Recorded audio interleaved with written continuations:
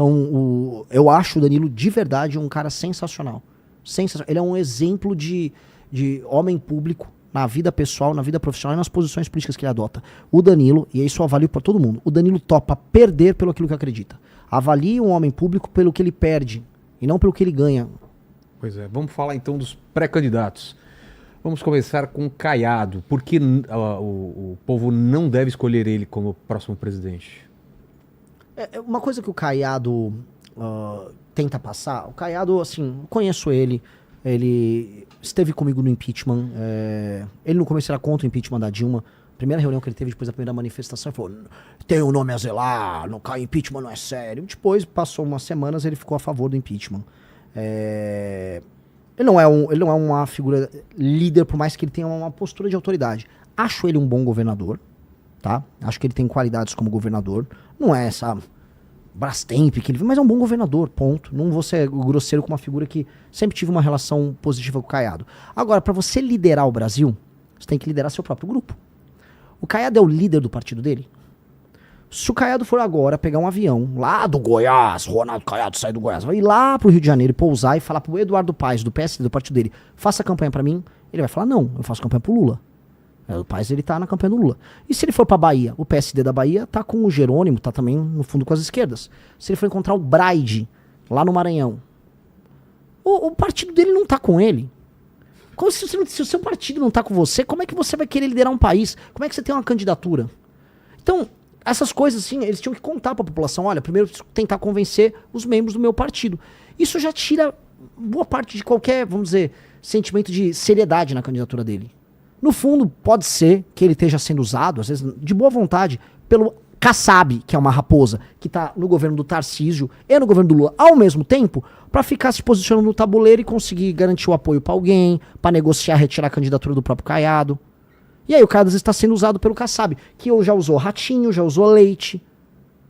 Tá com todo mundo. Nunca confie em ninguém que é todo mundo ao mesmo tempo. O Kassab tá com todo mundo ao mesmo tempo. E agora tá usando a figura do Caiado nisso. Então, ele não lidera o próprio bloco. Ele falou que a preferência dele era o Tarcísio, né? Pois é. Veja só, você foi para um partido agora em que o primeiro eles apoiavam o Tarcísio, depois o Ratinho, depois o Leite e agora ele. Enfim. Aldo, vamos lá. Aldo Rebelo, cara, ele tem livro publicado, é uma figura interessantíssima, gosta de história, gosta de boa parte dos assuntos que eu gosto sobre a história brasileira.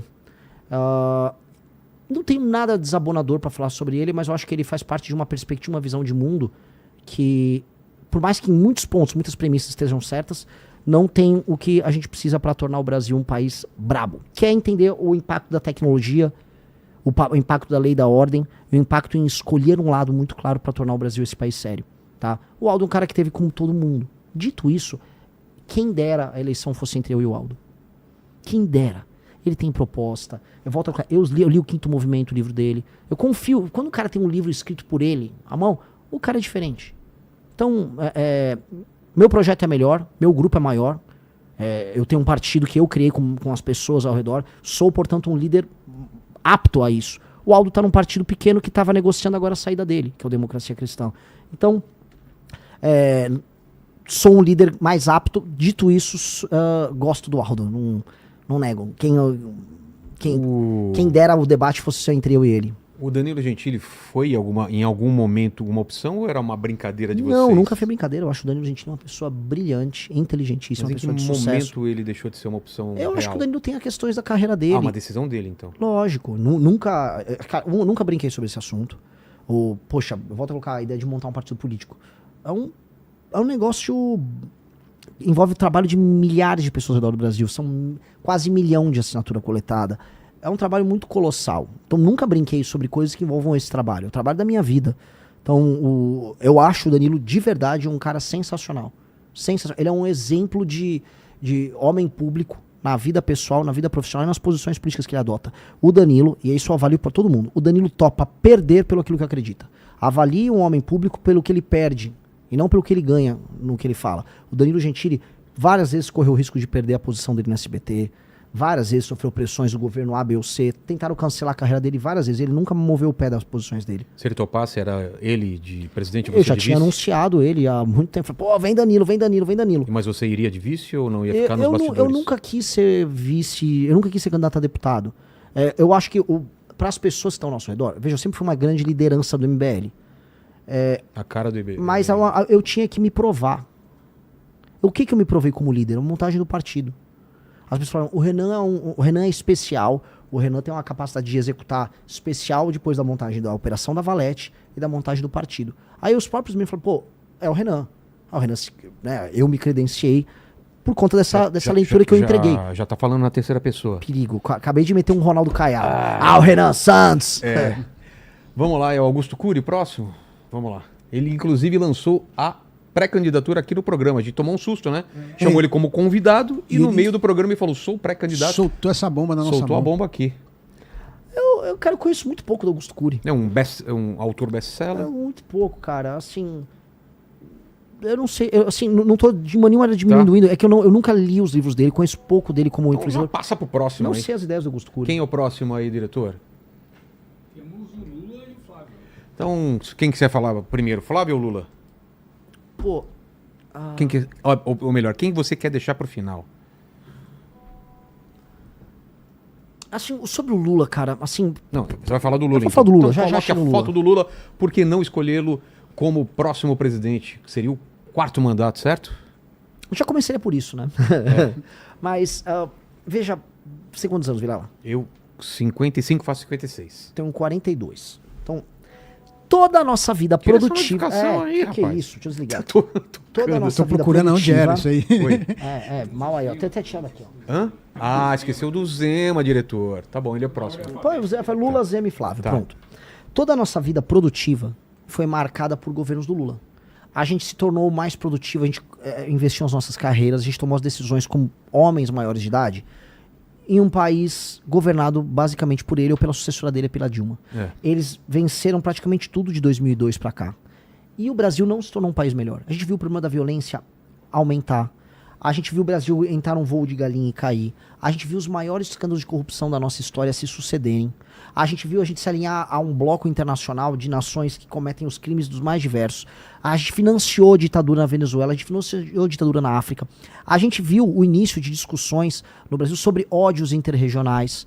A gente viu o PT dividir o Brasil. A divisão que a gente tem no Brasil, falando, é o direito civil. Mentira, quem dividiu como política foi o PT. Foi a estratégia que o João Santana adotou com o Lula, após o Lula ter o Bolsa Família, que aí ele ficou realmente hegemônico no Nordeste. O Lula ganhou em 2002 com um voto bem distribuído por toda a nação. Tinha voto no Sul, daí ele ganhou em São Paulo em 2002. Entendeu? Então, o PT, naquela época, fez essa escolha, ele dividiu o Brasil em dois. Então, o Lula fez tudo isso. O Brasil não se tornou um país grande. O Brasil se tornou um país que ganhou o apelido de anão diplomático. O Brasil perdeu todas as grandes oportunidades de se tornar uma das grandes nações da história. Se o Brasil tivesse feito as reformas de competitividade que a gente está falando em fazer, que eu comentei hoje num programa, durante o governo Lula nos anos 2000, o Brasil teria estourado, deslanchado. Se previdência, reforma administrativa, se reforma trabalhista, se, vamos dizer, o cuidado com a questão fiscal permitindo que os juros ficassem baixos, tudo isso acontecesse naquela época, o Brasil tinha infraestrutura, empresas se instalavam aqui, tinha complexidade, o mundo era outro. Não foi isso que aconteceu. O Lula vendeu a janta para pagar o almoço, ou seja, ele vendeu o nosso futuro para ele poder comprar os carguinhos dele, ganhar as eleições dele e a sucessora dele, a Dilma. Portanto, o Lula é o grande câncer da nossa geração. O Lula tem que deixar de existir do ponto de vista político. A memória política do Lula tem que ser esquecida. O Lula foi o grande desperdício geracional nosso. E o Lula também representa uma geração, os sonhos da geração dos anos 60, 70 no Brasil, meio de esquerda e tal, que não larga o nosso pé. Não larga, parece que a gente tem que viver o tempo todo o sonho daquela pessoa que assistiu o filme Ainda Estou Aqui, as brigas da ditadura militar, aquelas categorias de pensamento idiotas. O Lula tem que sumir, vai dar pombo pro milho, Lula. Vai cuidar da Janja. Já deu, o governo dele cansou. Ele mesmo tá cansado. Todo mundo percebe que o Lula já não consegue raciocinar direito. Ele tá cansado, ele tá sem energia. Esse homem sem energia, deprimido, cansado, que já não sabe qual é o projeto dele do Brasil, tanto que qual é a proposta dele? Pé de meia, vou te dar uma graninha pra você ir pra aula. Ir pra aula é obrigação. Vou te dar um botijão de gás. Vou te dar energia elétrica. É isso o projeto de Brasil do PT? Então o cara começa, né? A esperança, né? 2002, Lula ganhou. A esperança do operário que não sei o quê. Acelera a fita, chegamos em 2026, eu vou te dar um botijão de gás. Calma, que país é esse? Que país desgraçado ele entrega que as pessoas estão comemorando que ele agora vai distribuir botijão de gás. Então, pô, é um projeto falido. O Lula tem que ser... Eu podia falar da corrupção do Lula, podia falar de tudo. Eu vou falar só de uma coisa. O projeto dele é essencialmente falido. E ele entregou uma geração inteira destruída. Não à toa que ele pegou um Brasil que hoje boa parte das pessoas vivem de assistencialismo. Ele pegou um país que ainda recebia um restinho de imigrante. Hoje o país exporta pessoas pro resto do mundo. Um país em que as facções criminosas ficaram poderosas. O Lula acabou com a nossa geração. É isso. A nossa geração no Brasil é uma geração que será para sempre marcada por ter sido a geração que foi destruída pelo Lula. Tem chance dele desistir? Se a direita estiver muito à frente, Tem. você acha que ele corre o risco de perder e fala, putz, eu não vou Tem. terminar minha biografia assim? Tem. E aí Mas ele não criou um sucessor, e aí? Mas aí, cara, ele bota no segundo turno, talvez, um Haddad ou um Camilo, talvez. Porque eu acho assim, pra quem rodou no Ceará, Maranhão, saiu até pesquisa Metrópolis que eu tava roubando o voto deles no Nordeste. Essa é matéria do Metrópolis, desculpa. Os filhos do eleitor do Lula no Nordeste não gostam do Lula. Os filhos do eleitor do Lula no Nordeste querem uma vida que vá além do vou receber uma bolsa, e o prefeito da cidade vai fazer um negocinho aqui e o Lula gosta da gente.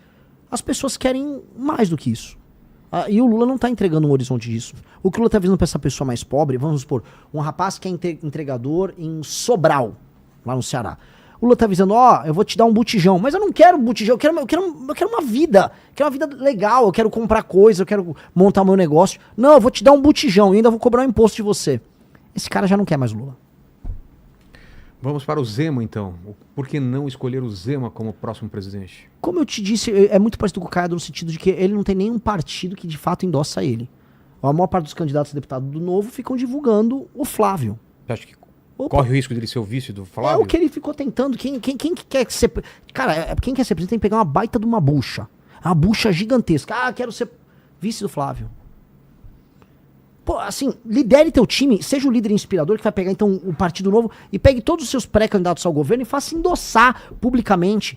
E comece a entender que assim, você não é a alternativa 2 ao Flávio. Todos nós, eu, Zema, Caiado, teremos que arrancar a voto do Flávio, que são as pessoas que são conservadoras, que foram enganadas por anos pela família Bolsonaro. E aí ele fica falando em ser vice? Vice? Por que adianta denunciar o STF se o cara que faz o acordo com o STF pra beneficiar o Banco Master, que é o Flávio, é tratado por ele como um cara normal? Não dá, cara. Não dá. Isso não dá. E assim, agora tirando isso, pelo menos ele é um cara que teve coragem lá de falar dos caras do STF. Isso conta. Isso conta. Gostaria de... Já falei o Zema, Caiado, já falei em outras entrevistas. Poderia compor um grupo com a gente lá numa gestão minha? Entendi. De forma clara. Por mais que eu não concorde com a postura e acho que quando eu tive com o MBL sozinho apontando os erros do governo Bolsonaro, eles não tiveram coragem de apontar. Não tiveram... Pô, quando o Bolsonaro destruiu a Lava Jato e permitiu que o Lula fosse solto, a gente apanhou sozinho. Por mais que tudo isso, não acho que é uma pessoa do mal. Mesmo, de maneira alguma. E finalizando, Flávio Bolsonaro. Por que não escolhê-lo? Eu já falei pra muita gente, o Lula, se a gente fosse fazer uma leitura, quase bíblica da coisa, o Lula é o nosso capeta e o Flávio é o nosso Judas. O Flávio é o nosso Judas, o Lula é o nosso capeta. Assim mesmo? Capeta e Judas? Se você fizer uma leitura muito simples, mas o Lula é o nosso inimigo natural. É o você cara que não é Jesus não, né? Graças a Deus não, nem posso. Pelo amor de Deus, eu sou apenas um homem olhando ali, né, a traição da causa e o inimigo direto. Tentando E se organizando para não ser refém do traidor. O Flávio é, por excelência, o traidor. O Flávio é um cara que, enquanto eu estava lutando pelo impeachment da Dilma Rousseff, ele estava ganhando dinheiro lá com a Copenhagen, né? Ele estava fazendo as coisas que ele fazia no gabinete dele, que a gente sabe que é, porque ele mandou parar a operação. Primeiro, ele anulou as provas do COAF, obtendo uma decisão com o Dias Toffoli. Vai ver se o Flávio fala mal do Dias Toffoli. E depois, praticamente obtendo um foro especial para cuidar do caso dele, que era um caso que envolvia alergia, ou seja, se livrando com a ajuda do STF, uma decisão do Gilmar Mendes. Vai ver se ele fala mal do Gilmar Mendes. O Gilmar Mendes, que teve o irmão dele apoiado pelo pai dele, o Jair, quando concorreu para prefeito no Mato Grosso. Aí, ajuda a destruir a Operação Lava Jato através da CPI, do enterro da CPI da Lava Toga. Apoia a maior parte das nomeações dos ministros do STF ligados ao petismo agora. O primeiro foi o Zanin. Fez o que fez agora na CPI do Banco Master. Quando tem votações polêmicas, se ausenta. Agora teve a votação da misoginia. É um negócio assim, eu não quero perder voto, então eu vou votar a favor do PL e da misoginia. Que diabo de líder é esse? Ele tá sempre traindo o eleitor dele. O cara é uma máquina de trair. Só que eu acho, vou ser sincero, Vilela, eu acho que ele nem percebe. Eu acho que o Flávio trai e ele nem percebe. Porque eu acho que o Flávio é muito burro. Eu acho que o Flávio é muito burro. Por que você acha que ele foi escolhido? Ele não era a primeira Porque opção. ele é filho, né? Porque ele tem a marca. Não o Tarcísio e a Michele? Não, pera, o Tarcísio não é da família Bolsonaro. Sim. Aí eles não iriam Cara, abrir fora da Fazia da família. sentido Pra eles? pra família? Eu vou botar um cara que não é da família, aí esse cara leva o meu voto e me deixa aqui de escanteio. A família Bolsonaro, é o Jair Renan, que não é... E o Carluxo, que não são pessoas bem do ponto de vista... Que não estão bem do ponto de vista cognitivo. Eu não vou ficar falando tantos caras. O Eduardo tá lá nos Estados Unidos, querendo ser um líder mundial de nada, lá comemorando que tarifou o próprio país. Aí o Flávio tava aqui. Eles não construíram um partido, eles não construíram um bloco político coeso, eles não construíram nada. Pô, a gente montou um partido, eles não. E aí, então, quando você não monta nada, se depende só do teu nome, da sua intenção eleitoral, que é o nome do Jair Bolsonaro, que tem um recall grande. Então o Flávio falou, eu vou dar isso pro Tarcísio? Não, vamos ficar pra família. E honestamente, é uma das poucas decisões racionais que eles tiveram ali. Porque senão ele ia ser comido, ele ia ter a base política dele comida pelos outros. Só que ele não foi aceito como líder. O Nicolas tá em rebelião contra ele, a Michele Bolsonaro também. Ela falou alguma coisa? Eles vivem brigando nos bastidores, mas brigando, tem inúmeras matérias. O clima entre eles é tenso, houve brigas no Ceará. Aí eles vão colocando assim, o Carluxo vai concorrer a senador por Santa Catarina. Aí os bolsonaristas de Santa Catarina não concordam, eu tava lá, ninguém tava curtindo essa ideia do Carluxo sair em Santa Catarina. Até porque se o Carluxo quisesse ajudar o pai, ele ia concorrer em outro estado, onde ele poderia tirar um senador de esquerda, um senador do centrão e entrar ele. Não no lugar em que eleger 2 senadores pró-Bolsonaro. Então não tinha sentido. Então é uma lógica de traição, de usar as pessoas, de pouca inteligência. E aí eu falo, eu quero ser de um país que vai ser uma das 5 maiores nações do mundo. Que não apenas, assim, não vai se contentar em não ser o Lula. Que é o que o Flávio falou. Nós vamos tirar o PT daí. Tá bom, mas o que isso quer dizer? Tirar o PT é importante, mas o que nós seremos? Ele não tem plano nenhum. Ele vai publicamente falar, não tenho plano nenhum. Te trai o tempo todo, te traiu semana passada pela destruição da CPI do Banco Master. E aí não confia que ele tem um plano? Nem ele tem um plano. Ele avisou, eu não tenho um plano. Ele avisou em todos os lugares, não vou falar nenhuma proposta. Pô, um cara que nem tem coragem de falar que tem a proposta, não pode ser pré-candidato. Não pode, cara. Isso é uma não candidatura. Por isso que ele dança. Ele fica lá dançando. Igual um mongolão. Tô dançando, vai no evento e fica dançando lá. Fala alguma coisa, meu irmão. Fala uma proposta. Para de dançar.